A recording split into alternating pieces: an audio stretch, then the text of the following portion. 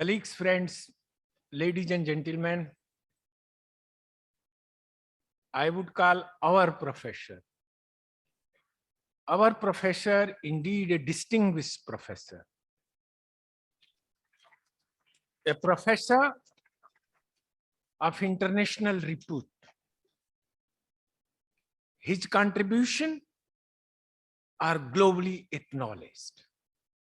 And we feel proud of you, Professor Rattan Lal.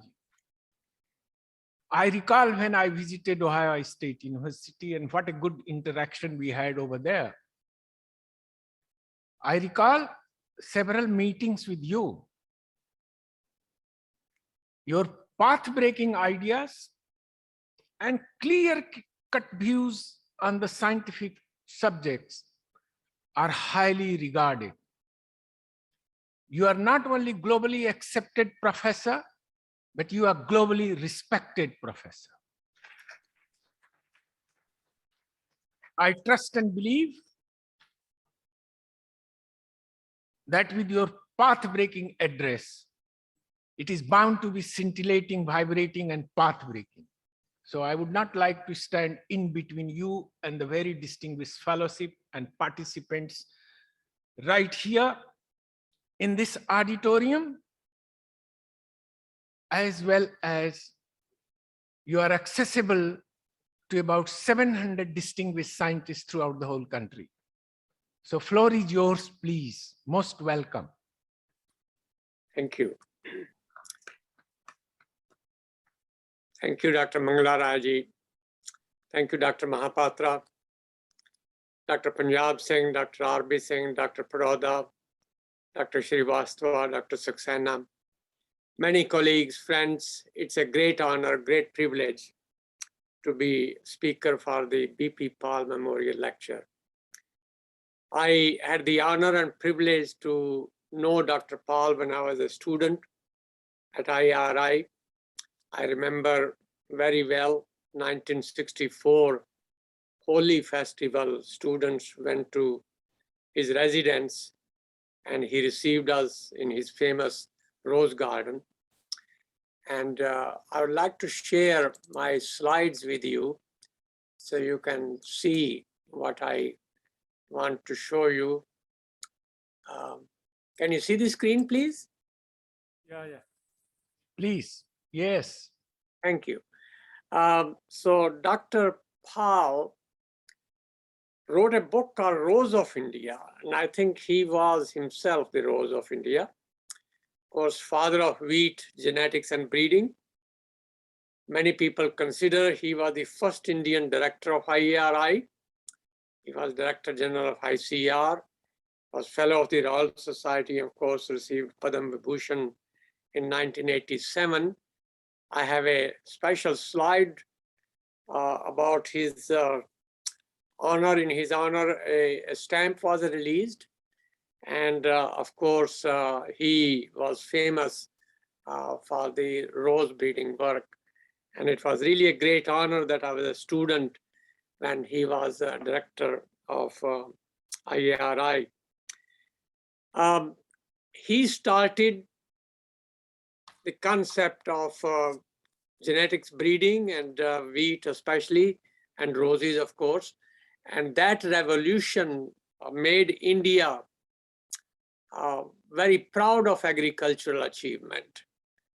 For example, from 1947, when the food grain production was 50 million ton, the population at the independence was 330 million.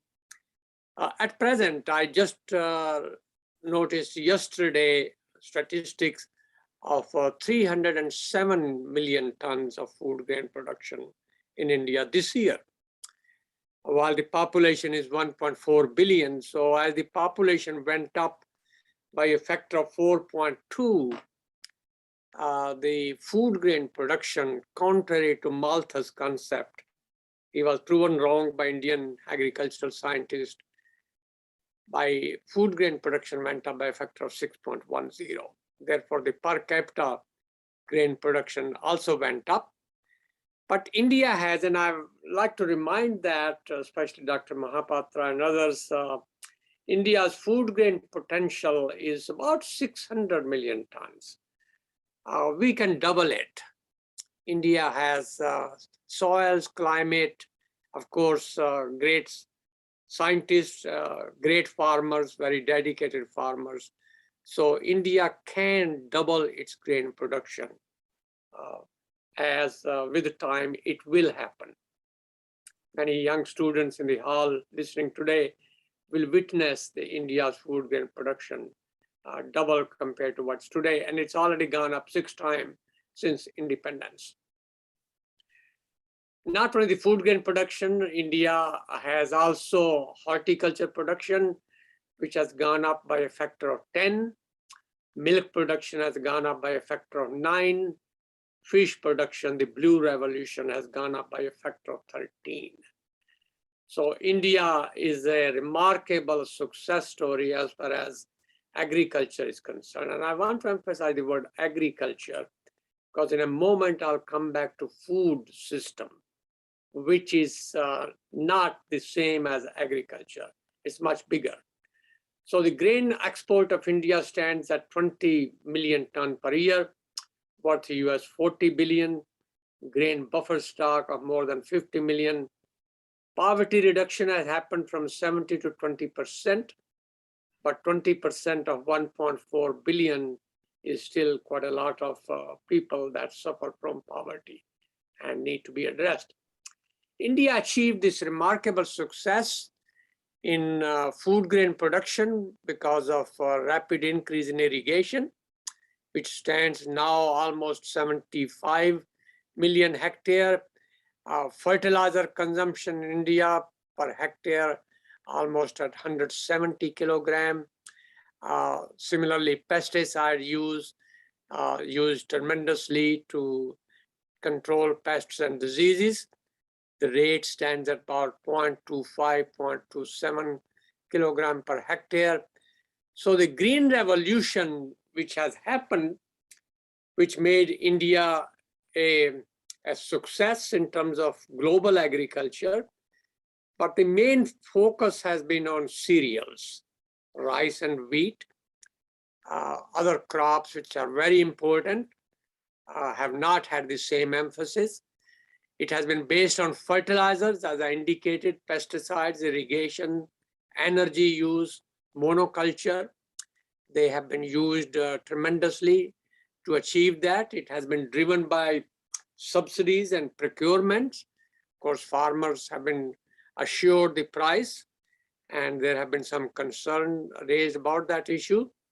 And we cannot ignore the environmental degradation, especially of soil, water, air, biodiversity, which need to be addressed. So the success has had its impact because of some inappropriate use of technology. And that inappropriate part, I would, number one, mention over-fertilization and unbalanced fertilization. I think that is certainly 170 kilogram is quite a lot of fertilizer on an average basis.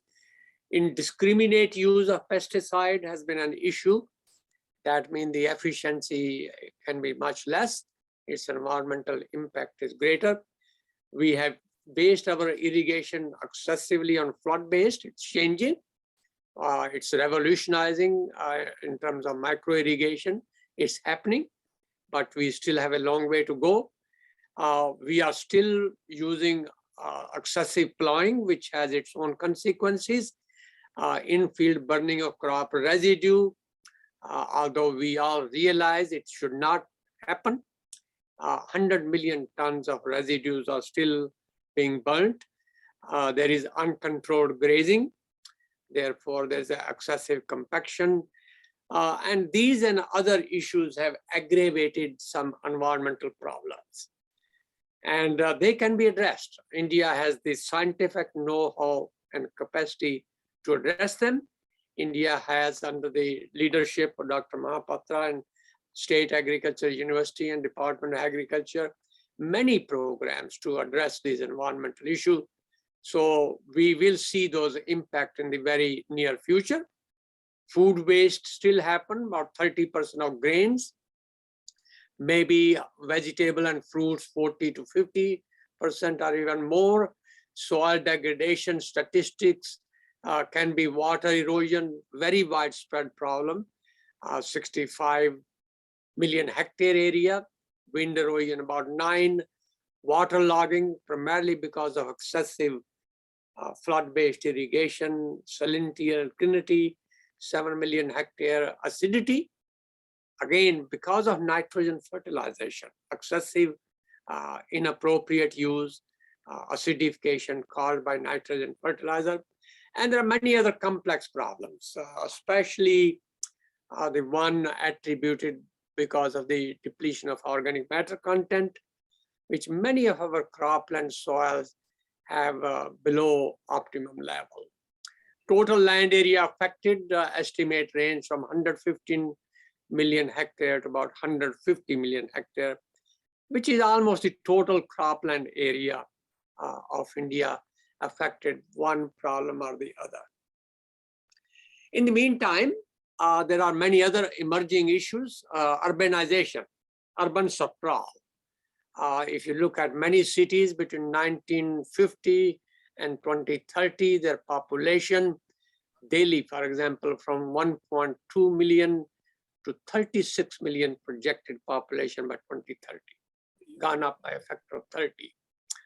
Calcutta gone up by a factor of 4, Bombay by 9.3, Pune by 10, Hyderabad by 12, Bangalore by 21, Chennai by 10. So these are some of the issues which during the 60s were not a problem. These are emerging issues, urban access to food, urban how to recycle some of the nutrients coming into the cities. So India's agriculture challenge now compared to what they were in the 60s when the Green Revolution started, and we were very successful. We have been an example of success in that. The challenges have changed. The times have changed. Population has changed. Global environment has changed. Therefore, agriculture has to change. It has to reconcile the need to produce food with the absolute necessity to improve the environment. Hidden hunger cannot be really overlooked. Malnutrition, it is not just the hunger, it's the malnutrition, deficiency of protein, deficiency of micronutrients, iron, many other ones which cause tremendous problem. Water quality certainly is an issue which we have to address. Air quality certainly is an important part. Degradation of soil health. Poverty, 20% still exists. Urban poverty especially. Farm debt. The income cannot meet the requirement of the modern innovation. Urban sprawl, I have mentioned, is an issue. So many problems which really boil down to that the Sustainable Development Goals or the Agenda 2030, which number 1 is end poverty, number 2 is end hunger, number 13 is climate change mitigation, number 15 is life on land and land quality, number 16 is justice and peace for all, number 6 is water quality and sanitation. These sustainable development goals are not on track globally, especially in densely populated countries such as India. And we have only 9 years to go to achieve those goals. I have already mentioned them. They depend quite a lot on soil health.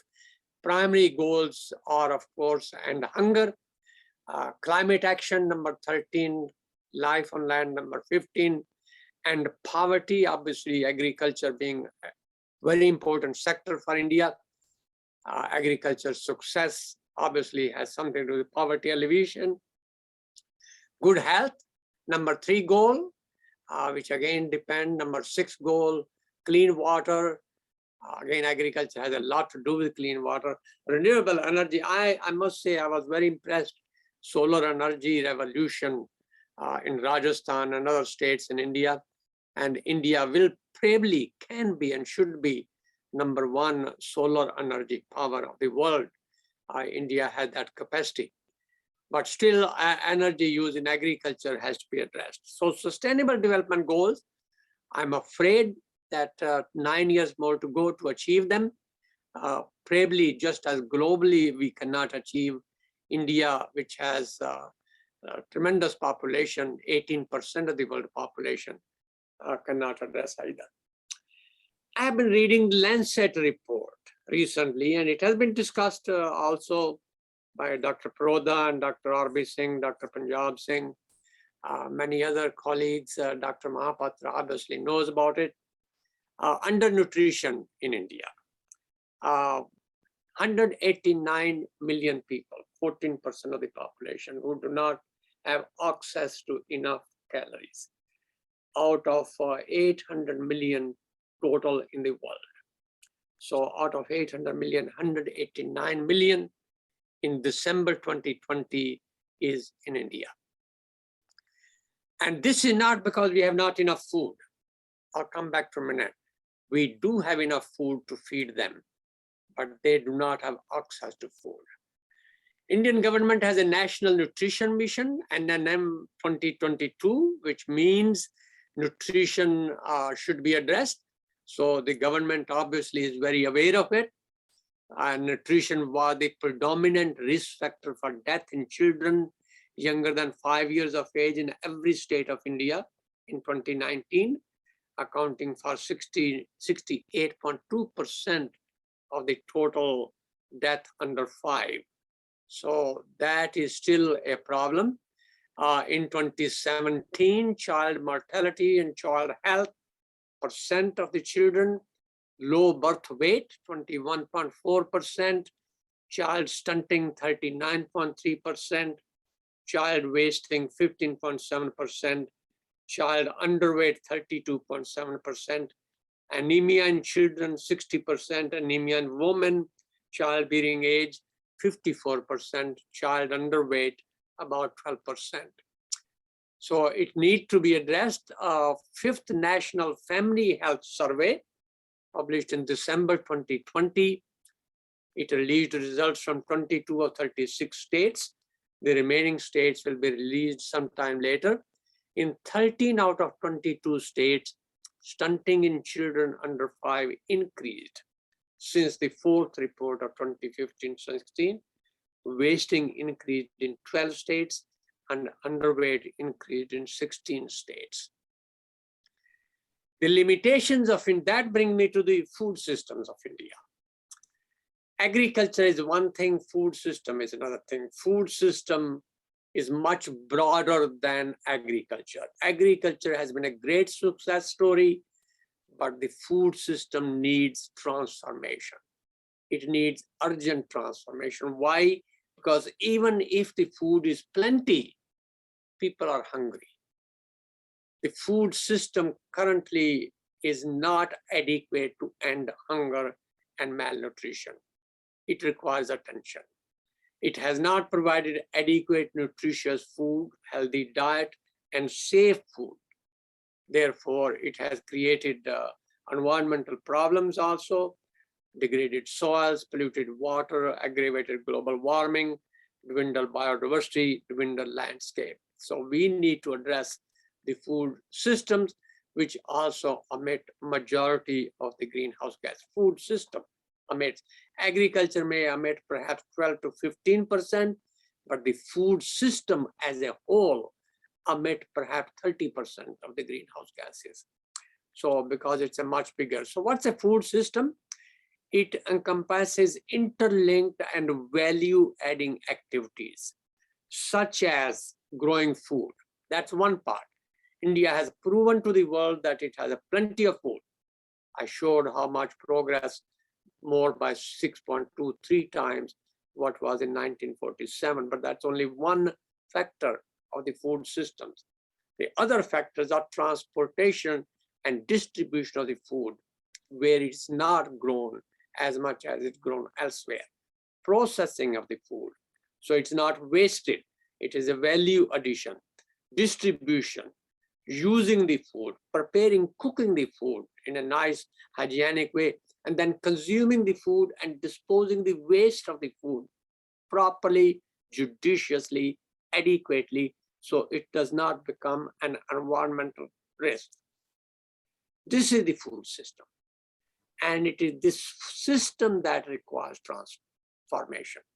It requires to become modern so that everybody, all the inhabitants, all the children have share of that great success that Indian agriculture has. This include, of course, agriculture, fishery, forestry, many other systems.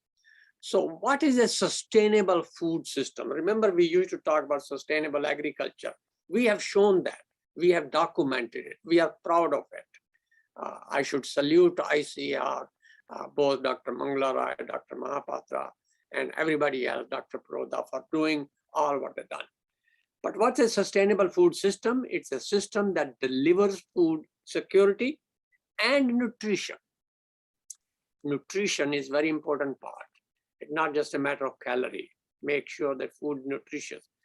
And this should be for all in such a way that the economic, social, or environmental basis to generate food security and nutrition for future generations are not compromised. So it must meet the nutritious need of the present 1.4 billion population, but also make sure that the natural resources are restored for generations to come. Therefore, we needed food system transformation globally, but definitely in India. And that was the task we ended on 23rd of September. United Nations Secretary General indicated the need for global transformation. Certainly, India also is a part of it. So the concept of sustainable food system now compared to sustainable agriculture. And the sustainable food system implies an option of change from less to relatively more sustainable option. And this concept is aimed at Sustainable Development Goal number 2 and number 13. In the context of the UN Food System Summit that just ended, this transformation means identification and implementation of policies, innovations, and institutions needed to alleviate adverse effects of agriculture and other food production system, including those related to waste. So it's the whole system. Waste must be recycled again. And that is a part of the total food. Thus, a sustainable food system may be based on a circular economy. The recycling is a very important part of the sustainable. And this is an article that Dr. Von Braun published in 2021. He was chair of the Science Committee of the UN Food System Summit.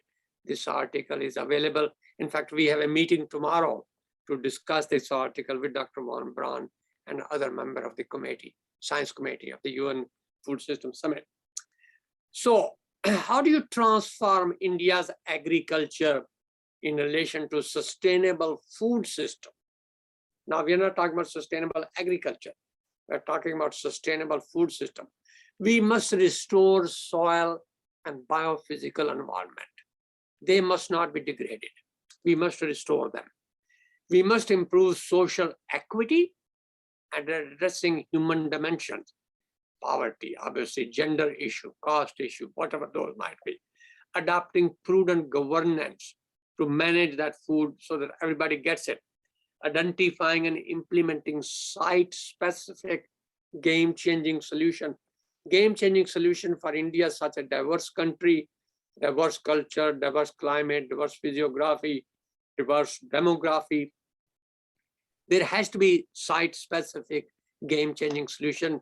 We must strengthen human resource development in the context of sustainable food systems. And of course, we must create global and national science policy interface for sustainable food systems. So see, you notice I'm not talking about sustainable agriculture. We have achieved it. We have shown it. We have done it. We have been there. We have proven that we can do it. But our food system requires transformation. Then we talk about nature positive practices. That was another concept discussed at the UN food systems. Nature positive. That means you work with nature, you restore nature, you improve nature. And nature is soil, water, air, biodiversity. Those four. Humans are part of nature. So the idea is to strengthen ecosystem services of nature, minimize disservices, adopt negative emission farming. I want to come back to this point later also, but I want to mention at this moment, in India and elsewhere, we talk about zero emission agriculture. Zero emission is not good enough. It has to be negative emission farming. Let me give an example. If Indian agriculture requires 1 ton of CO2 emission to cultivate 1 hectare, and you simply negate 1 ton of CO2 emission by producing agricultural produce, that is not good enough. We must produce maybe 8 ton of carbon per hectare, 10 ton of carbon or more. So it is negative emission, not zero emission. We must reduce input of chemicals. The chemicals excessive can go into the environment. You must reduce them. You must use biostimulants and organic amendment as much as possible. We must promote biocircular economy, especially agriculture economy, and we must support the One Health concept and use digital innovation such as precision agriculture.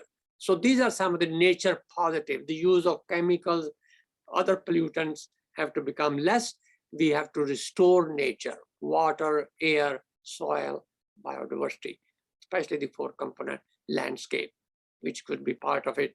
And somewhere we have to recarbonize the terrestrial biosphere. We have lost carbon from the vegetation, from soil.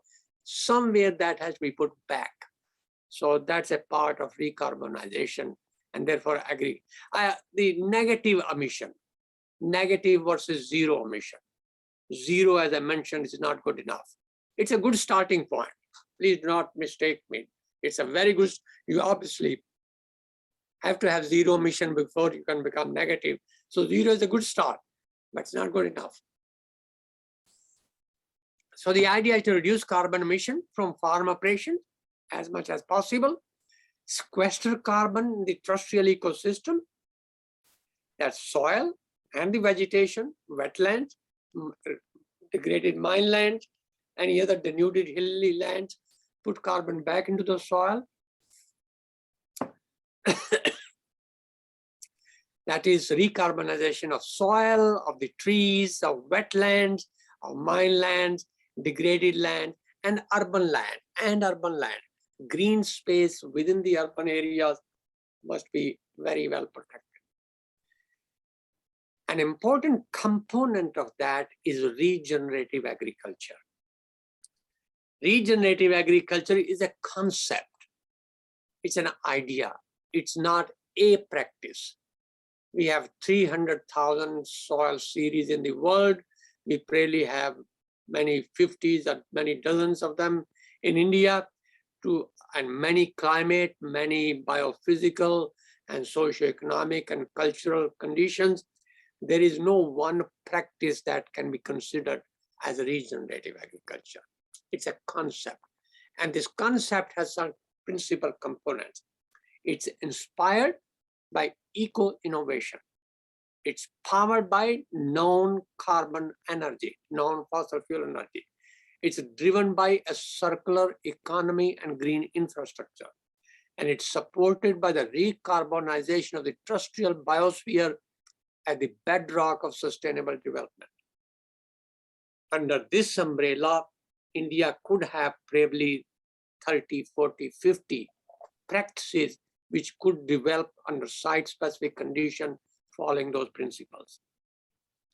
Innovative agriculture practices which may come under that kind of examples, conservation agriculture, which has 3 pillars, 5 pillars, no-till, mulch farming, complex crop rotation, integration of trees with crops and livestock, growing cover crops, all of those come under conservation agriculture.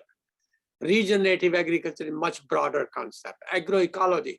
The reason I'm mentioning is Secretary General of United Nations specifically mentioned these two, regenerative agriculture and agroecology. Agroforestry, integration of crops with trees and livestock. Obviously, that's complex farming system.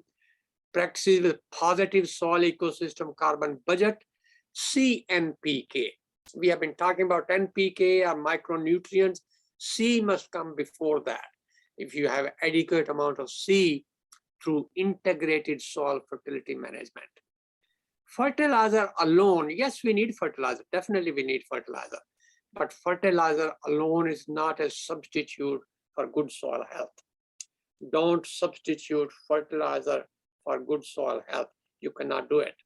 If soil health is good, the need for fertilizer becomes less and less over time. We must have balanced use of plant nutrients, not just NPK or not just N alone because it's subsidized, but all nutrients, including micronutrients, calcium, magnesium, potassium, iron, zinc, molybdenum, many others. And that is what the balanced use of plant nutrients. We think about drip fertigation. I would probably say drip sub-fertigation, not the surface. Bury the tubes really below the plow layer, so they are not impacted by farm operations on a regular basis. Digital agriculture, we talked about it. Artificial intelligence, so that we can use robotics and drones to do some of the drudgery operations, which agriculture is concerned about. Urban part, I mentioned cities growing very rapidly, and arable land area is also being encroached. So shrinking arable land, warming climate, increasing water scarcity, growing urban population, these all necessitate agriculturists to look beyond the traditional farming. In 2100, 80 years from now, agriculture, the way we do it today, probably will be minority. It will be majority of aquaculture, aquaponic, hydroponic, aeroponic, aerofarm, soil-less culture, especially in the large cities. Sky farming, tall skyscrapers which are only to produce food, recycling, maybe the aquaculture also in them. So it's a truly a concept that the food is coming from a grocery store. On a ground level, you have a store, on the upper store, you are producing food, in the basement, you have aquaculture, things of that nature. This is going to happen. And we should focus on those concepts right now. We should be thinking about them. We should be planning about them. Our mega cities, whether it's Delhi or Calcutta or Bombay, should think about producing 15, 10, 12, 20% of green food, vegetable, etc., within the city limit by recycling the water and nutrient. Of course, sanitation become #1 priority. That we must take care of it. This could be very useful in areas where the dry land, water scarcities, the problem of land scarcity will also be addressed by that. So the technological innovation that we should be thinking in our university system and ICER, in our Department of Agriculture between 2020 and 2050, the focus should be on recarbonization of the soil and biosphere, pro-nature agriculture, nature positive agriculture. We must save land and water and vegetation for nature. People are part of nature. Climate resilient agriculture, agriculture which is adapted to climate, eco-intensification, rhizospheric processes, urban agriculture, sky farming, soil-less agriculture. I mentioned those as a part of urban agriculture. These are some of the innovation. Space farming, we are going to space. Hypergravity, we should be studying how the plants grow under zero gravity or less gravity.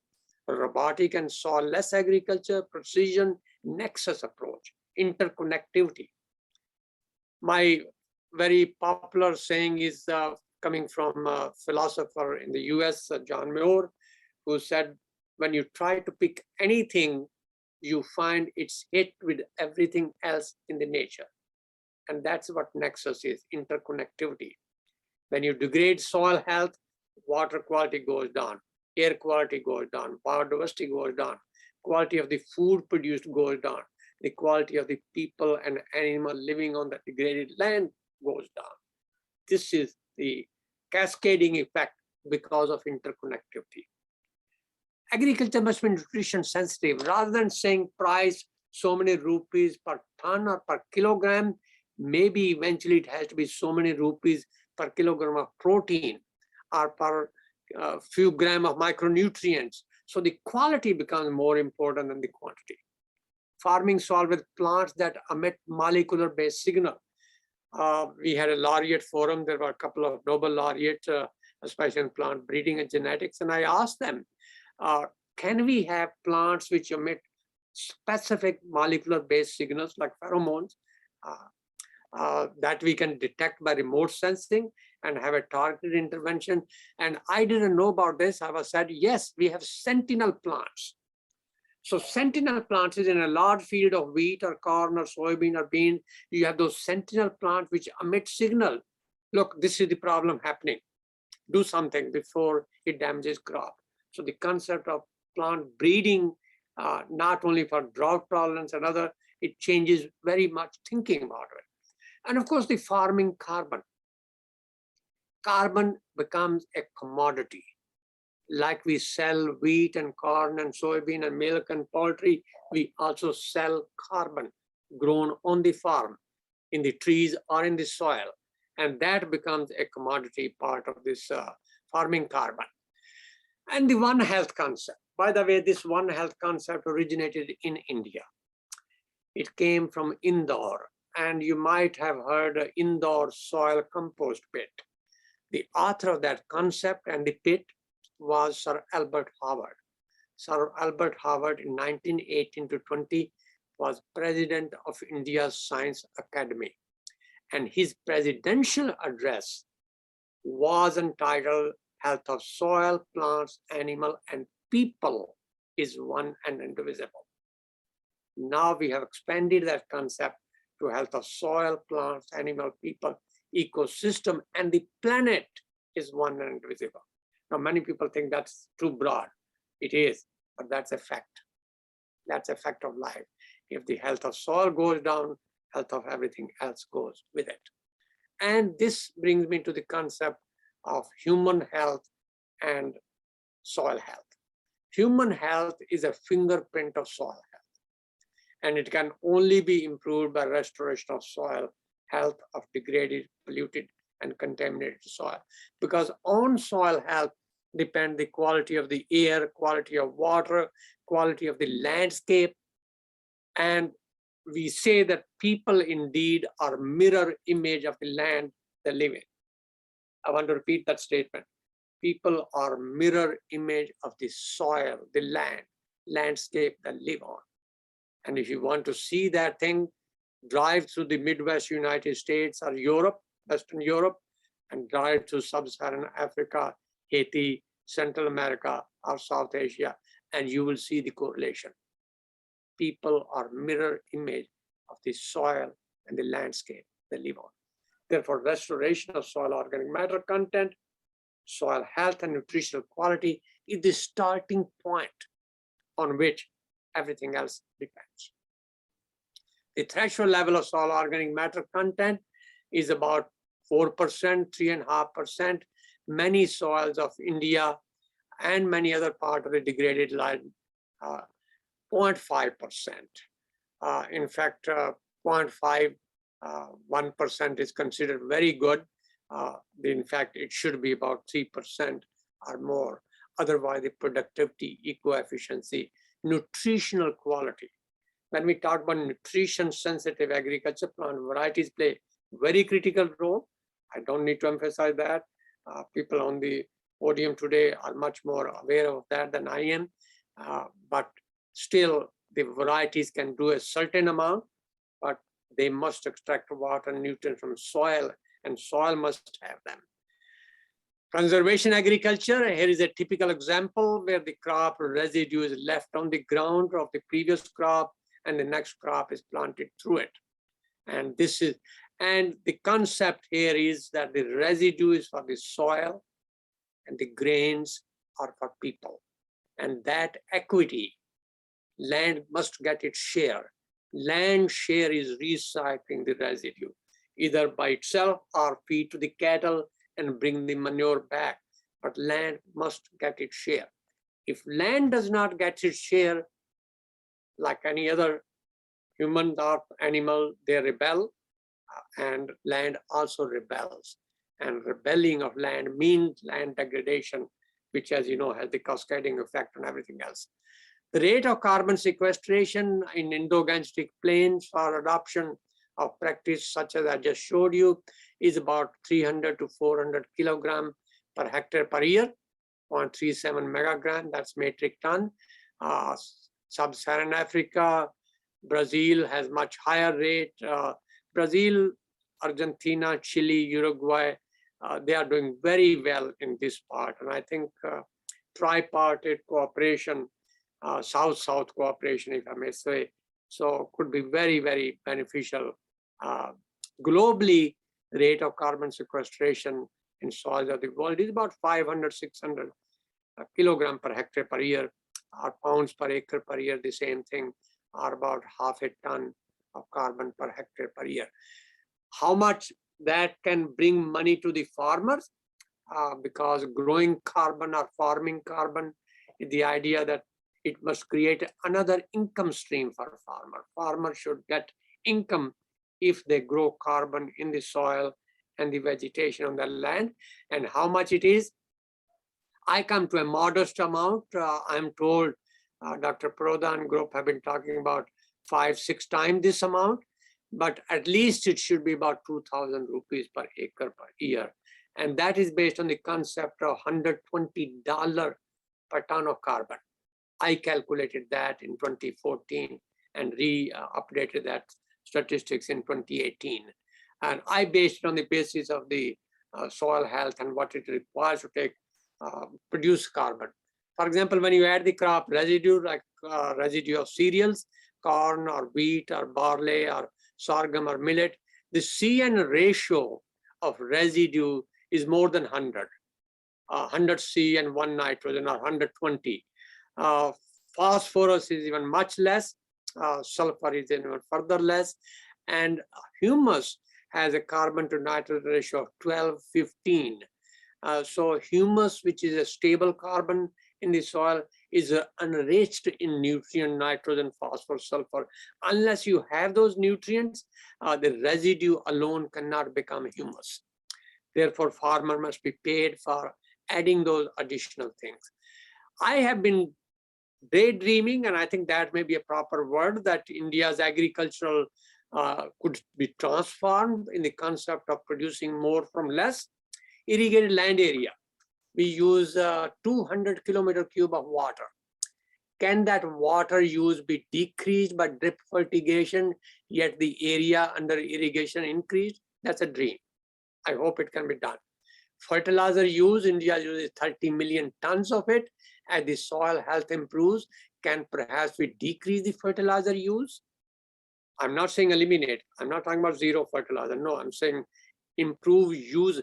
Rate is not as important as the efficiency is. Efficiency is the goal, not the rate. So, crop residue, I already mentioned, 100 million tons can be reduced by 2030 to zero. Absolutely zero. No burning. Pesticide use, we have 56,000 tons. Can we bring them down? Disease suppressive soil. When soil health is better, you do not require as much pesticides. Cereal yield can be easily increased by 50% in India, and certainly go up much better. As I mentioned, India's total production, 300 million ton now, can be actually 500 to 600 million ton. So per hectare, the production should go up. Post-harvest losses in India, 34% is a moderate amount. By 2030, we should have an aim of no more. than 10%. I think some waste is inevitable. I think we can accept 5% waste, but having 35% or 40% is not acceptable. We must do whatever we can. Organic manure, we can double. Most of the dung which is produced by cattle, it must go back on the land and not used for anything else. The idea is to reduce the chemical and food waste over time. So the land and water, especially water saving, is very, very, very critical. These are dreams, these are goals, these are aspirations, but you must dream before you can do something about it. And try to realize those dreams. Even if you can realize half of it, going in a right direction. Direction is more important than the speed. Efficiency is more important than the rate. We have a lot of slogans. UN Food System Summit had many, and the COP26 just ended, has many slogans, taking action, transforming them. The commitment that we make into actually action is something else. Similarly, today we talk about transforming India's food system. It's going to require action. And action has to be decided at the local level. But some of the action important is education. Education, especially of women. Primary education should be compulsory, and especially, and in that case, we must talk about nutritious diet, not just the calorie. The problem, by the way, is equally serious is in Ohio and the US. 2/3 of people in Ohio are obese. Again, it's a nutritional problem. It's not only in India, it's a global problem. And nutrition sensitive agriculture. Agriculture with a focus on nutrition. Yield, yes, but yield carrying nutritious food, producing nutritious food. Improvement of micronutrients in soil. Iron, manganese, molybdenum, 17 of them. 17 micronutrients are essential for human health. Access to safe food. Safe food, very, very important. And of course, food distribution within the country, we should have a very good goal, distribution. Educating women is very critical. Girls must have a proper education so that they understand the medicine begins in kitchen, actually. Good food is a good education. So providing food in school will take care of some of those issues. And then, of course, giving food aid to all needy mothers. Children, the other day we were talking about providing, if education is compulsory and we provide food in school, but then under 5 children will still not get that. That means the food aid program in India, which India must be lauded for initiating that, 800 million people have been given some kind of food aid, but we want to make sure that needy mother with children under 5 get nutritious, safe, and healthy food. So provision of food in schools to 5 and above, and provisions of food aid to mothers with children under 5 in poverty areas and in underprivileged areas is very important. The mantra that I have been talking about at the UN Food System Summit, in Action Track 3, in soil health program, as well as in other committees, science committee that I have been, healthy soil equal to healthy diet, equal to healthy people, equal to healthy ecosystems, equal to healthy planetary processes. And you combine this with good plant varieties, with the varieties which produce sustainable amount of varieties which are climate resilient, drought resilient, which can be grown under adverse conditions with low input of chemical and grow them in a healthy soil. That is the dream of transformation of India's food system. So I think the focus is agriculture definitely, but food system is the concept that we have learned more recently, especially from the UN Food System. And that is the part which is, I would like to thank you for the opportunity to talk to you, and I'll be delighted to answer any question that might be there. Thank you, sir. Thank you very much. Any questions from the floor.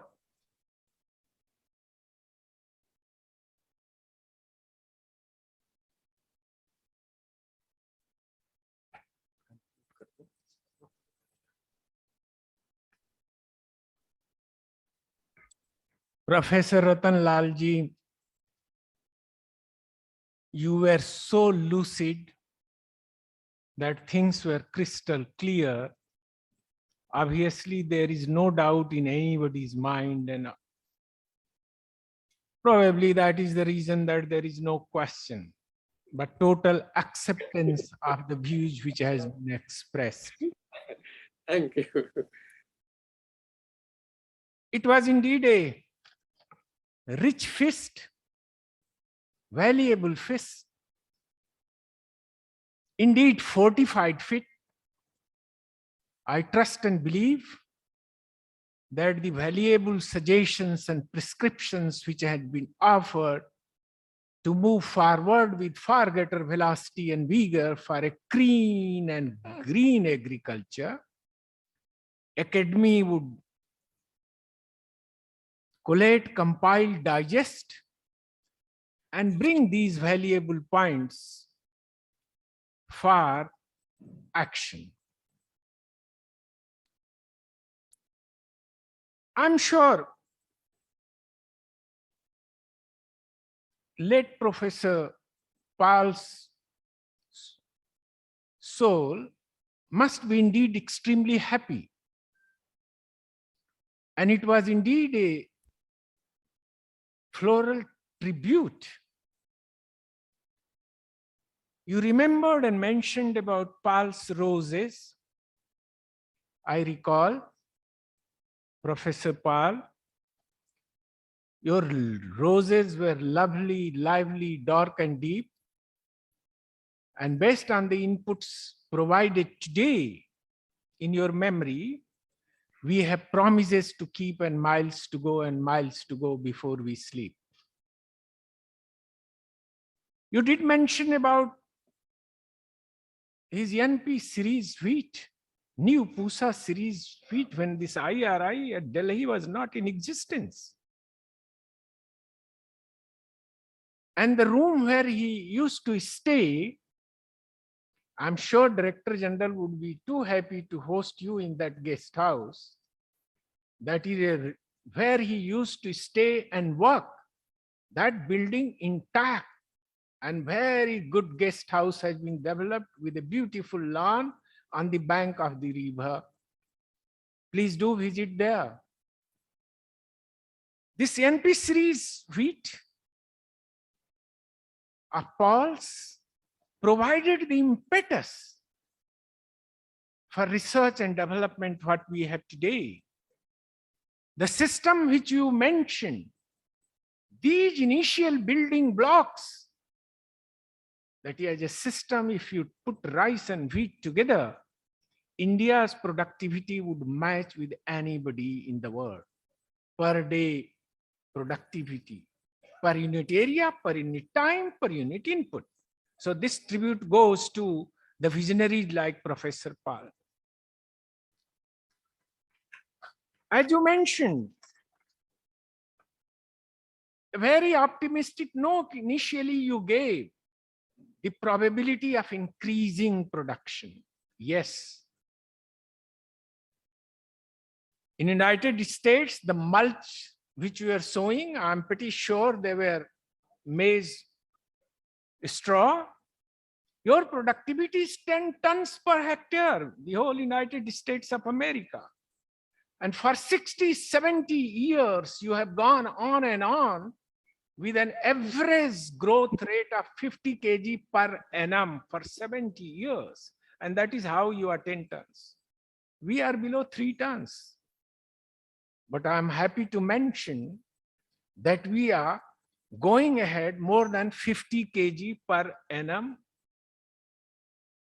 The single most contributing factor, as you mentioned about the varieties, I'm pretty sure everybody agrees varieties would be dancing in isolated islands if our soils are hungry and thirsty.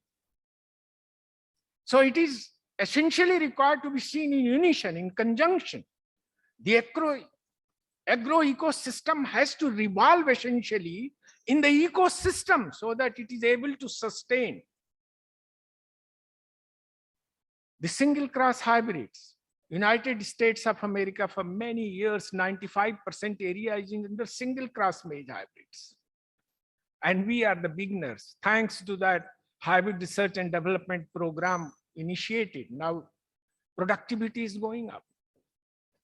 Similarly, from where you graduated, the great Punjab Agriculture University, I would like to remember Dr. D.S. Athwal. He was the first in the whole world when first pearl millet grain hybrids were brought to bear. We have not been able to capitalize. I trust and believe we will. And similarly, because when we look back, even if we go with a less than 2% compound growth rate in wheat and rice, we would be fine. But the way the acceleration, the way animal-based protein requirements are increasing, probably we will have to essentially go into with 5% compound growth rate. And again, these crops are heavy feeders. So we will have to essentially keep in mind how to diversify. Again, I would like to mention that if you do not put policy in perspective, say for example, soybean in United States of America and Brazil, soya meal is the main product, your oil is the byproduct. India's economy is on soybean byproduct, not on main product. And we are protein energy malnourished nation, almost 40% protein energy malnourishment is there. Therefore, I trust and believe that the valuable points which has been brought about would certainly go a long way. And we are indeed very grateful to you. The food system you mentioned, there is no shortcut. Production to consumption system, mode of operation and system-wide system perspective will have to be essentially adhered to if you are contemplating to be sustainable. Efficiency, be it fertilizer efficiency, or be it water use efficiency, or be it multiple use of water, or be it water productivity. Time and again, many times we are hammering, probably we are moving with a slower pace, but there is no shortcut to this. Your brilliance on carbon sequestration, the whole world is grateful. And I trust and believe if there is no carbon in the soil, from where soil biota will thrive. But the very basic point remains that 80 to 19% biological processes are by these microbes. If the soils are hungry, we human beings are bound to be hungry. If soil is thirsty, we are bound to be thirsty. Not only we human beings, but even the beneficial microbes, the livestock. And therefore it goes well in the thinking. Wealth from the West has to be essentially resorted to and addressed to. Cycling and recycling will have to be the order of the day if we have to sustain. Precision agriculture in this is going to be indeed extremely important, right from sowing to harvesting to the very basic storage, the very basic transportation, the very basic processing, the very basic value addition, the very basic diversification, and after the use, the sanitation and the water, the capacity to absorb, that will also have to be the integral part of this whole production to consumption mode of operation if you really want to be sustainable. It goes without saying that we will have to be pro-nature. If we are not going to be pro-nature, again, we are going to be in trouble. And your buzzword, which I consider is slogan into action. If we are servant of thoughts, we must be servant of action. And as you were mentioning about the goals, I was remembering about the Food and Agriculture Organization of the United Nations in First World Food Congress in 1974. What was the resolution? Heads of states participated in that important Congress, many heads of states, that within 10 years, hunger on this earth will be no more. The hunger-free world, it was resolved. In 1974, what has happened? The number is increasing day in and day out, here, there, and everywhere. Similarly, the goals which had been set up, zero hunger. What is the research intensity which has been brought about? 1. Very well. The developed nation are spending about 3. But even a country like India is at 0.3. China is at 0.6. So if you are not going to invest in science and technology, and unless and until you go for science-led growth, the much needed hunger, poverty, equity, social justice, balanced and harmonized growth will be a far cry. The mantra which you gave of the food system, I trust and believe that the policy planners would take that mantra. There is no shortcut in this word. Finally, I would like to express my gratitude for the brilliant exposition, gratitude from the academy side that you have given food for thought. I trust and believe that they would be enjoying dinner today indeed extremely well. You can have your wonderful breakfast because of the time difference. But I'm pretty sure that the way scientific community is serving the science, society, and humanity at large, we will be well fed as we go along.